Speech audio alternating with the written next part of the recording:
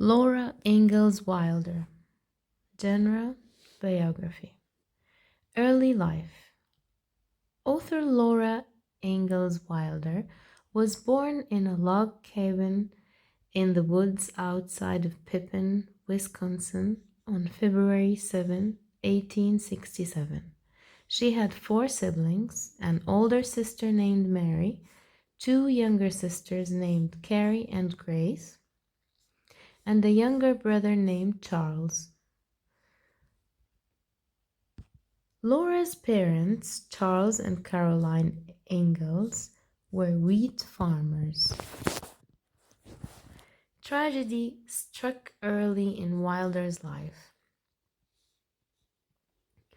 Her brother died in infancy, and her sister Mary lost her sight at a young age.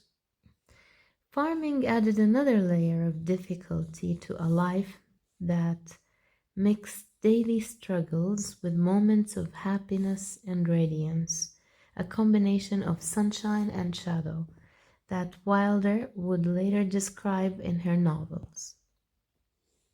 The first novel, The Little House in the Big Woods, was based on her life in Wisconsin. The later books would also be set in places where Wilder had lived, such as South Dakota, Minnesota, and Kansas. Frequent moves were another hallmark of Wilder's early life. When the crops failed at their place near Pippin, the Ingalls family had to find new land. In 1874, the family moved to Walnut Grove, Minnesota, while the family managed a stint of only 2 years there before the crops failed. The town would become the setting for a long-running TV series called Little House on the Prairie that aired from 1974 until 1982. In contrast to their television counterparts, Wilder's real family never knew such permanence. They moved away from Walnut Grove after only 2 years to settle in Oak Burr, Iowa. The family then returned to Walnut Grove in the fall of 1877 for another 2-year period before moving on to the Dakota Territory. Eventually, the family made its home in DeSmet, South Dakota. Growing up, with all of this moving around, it is no surprise that the Ingalls children were largely self-taught. From an early age, Laura decided to put her homeschooling skills to use.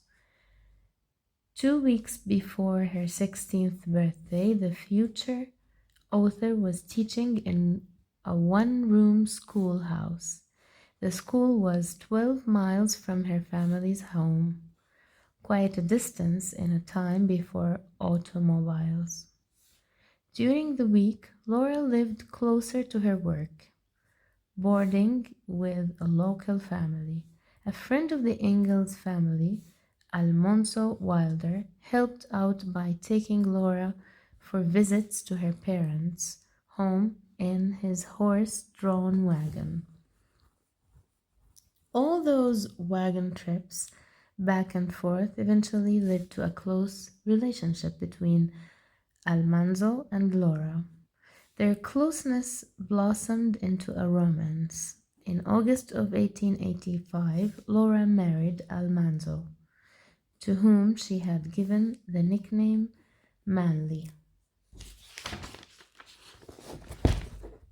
Almanzo had a land claim that had been doing well, and the future looked bright.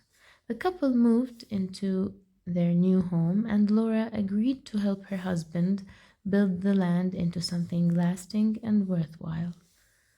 Tough times. Laura quit teaching to focus on her family, and in the winter of 1886, she gave birth to a daughter whom she named Rose. Rose was followed by a son in 1889, but that child died before the couple even had a name for him. Soon after that, tragedy struck again as Almanzo fell ill with a disease called diphtheria, which affects the respiratory system and the nerves. The disease left him partially paralyzed. A year later, yet another disaster befell them. The Wilders' home burnt down. But nothing could keep the Wilders down for long.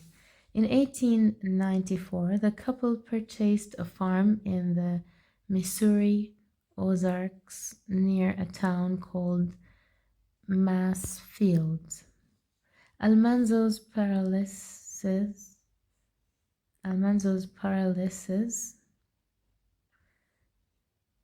had abated somewhat, and while he still needed a cane, he could work.